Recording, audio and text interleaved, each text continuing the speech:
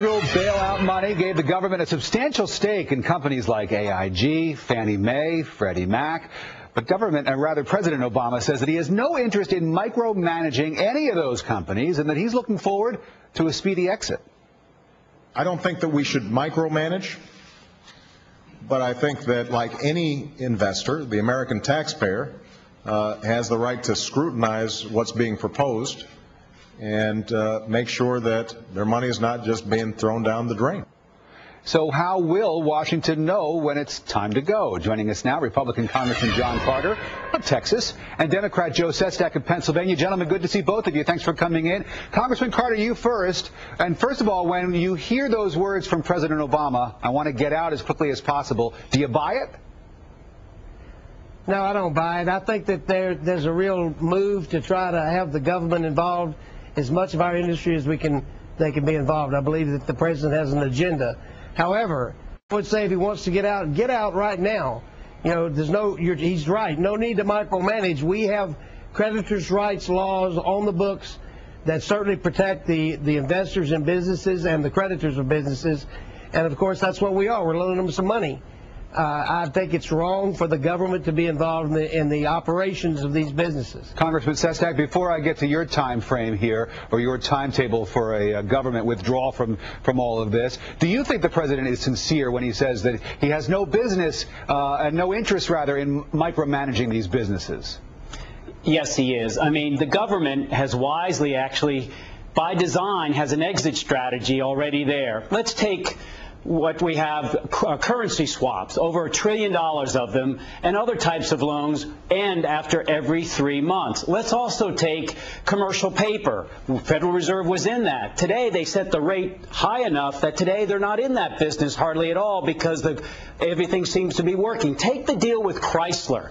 The government share was going to be 8%, but it was built in that as fiat comes in, that's going to go down to 1 or 2%. Then you get to the bigger pieces, Fannie and Freddie. Now, we're going to have to wait till this economy around late 2010, early 2011 starts to give us more jobs and credit's freely flowing. But about that time, you have different pieces in Fannie and Freddie. Let's take, for example, multi-housing versus single family. We know that we can do this piece by piece, slowly but surely, and begin to do reverse repo. So because you have an industry there that basically takes mainly multi-family development, right. You learn the benchmarks and you draw yourself out. It all isn't going to be easy, but thank goodness we intervened. Unemployment would be much higher today, and credit would be frozen. So there is already an automatic strategy, and now we have to, and we're already executing part of it. All right, so two very opposed viewpoints here, Congressman Carter. How do you respond to that? That if the government hadn't intervened the way that it had, that things would be so much worse than they are right now? Well, you know, you'll notice that the spin changed from we're going to create so many jobs as we're going to save jobs.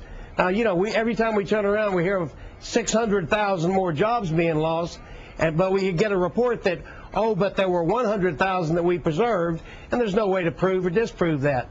The reality is that the government is in this, and they're in it in a big way, and quite frankly, this country is not ready for socialism and not ready for government-run industry.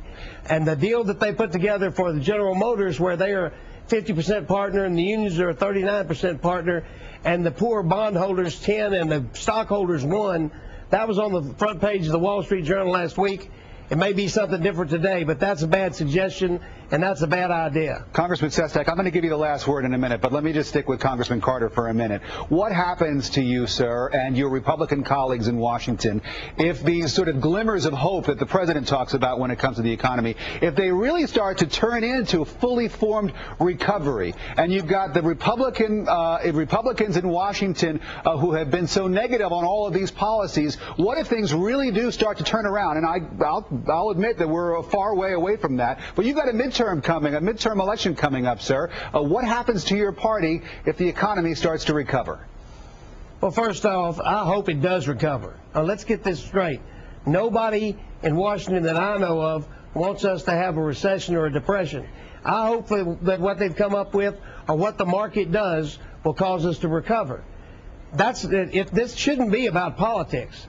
But the reality is, I think as the American people look at what's been going on in the first 100 days and the gigantic volume of debt that they have poured upon the American people for generations to come, I think there's going to be some people with their eyes wide open looking at it to make some changes next time. Congressman Sestak, as you know, everything's about politics. It would be nice if this wasn't about politics, if national security wasn't about politics, if the Supreme Court nominee battle wasn't about politics, but it is. And you yourself, sir, have announced that instead of running for re-election as a congressman from your district, you're going to challenge Arlen Specter for the Democratic nominee to be the new senator from your state in Pennsylvania. How do your positions on the president's economic policies put you in good stead with the voters of Pennsylvania, the Democratic voters and the independent voices in Pennsylvania, when it comes to trying to win that nomination from Arlen Specter?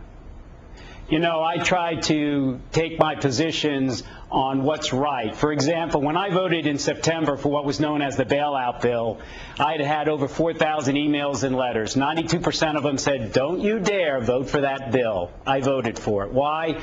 Well, I kind of have respect, as I know John does, for, like, say, President Reagan. In the 80s, President Reagan didn't let ideology rule or politics. What he said is, we got an S&L crisis. So he took 3% of our GDP equivalents in federal funding. It wasn't socialism, he said. It was needed pragmatically. Put it into the S&L and salvaged our economy. So what I did is looked at the modeling.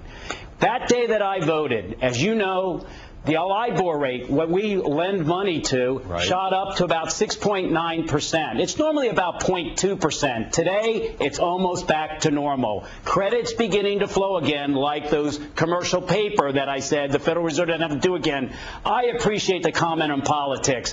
What I do is run the models and see what's right. So for me, running, either for my position I presently have or for the Senate, is I'm waiting to see what Arlen says. He's told us it's kind of hard to run against Toomey. It's too hard to fight. Left the fight rather than staying with the Republican Party and trying to shape it towards another way. I've got to find out what's he running for, not what he's running away from. If he says he's for those kind of pragmatic ways, let's come together and work well together, so be it. But if not, we need a different type of leader up in Pennsylvania. Well, it'll be one of the more interesting battles for all of us to keep our eye on, and we will keep our eye on it. And we hope you'll come back and join us while you're in the midst of it. Congressman Joe Sestak, Congressman John Carter. Gentlemen, thanks so much. Enjoy the rest of the weekend.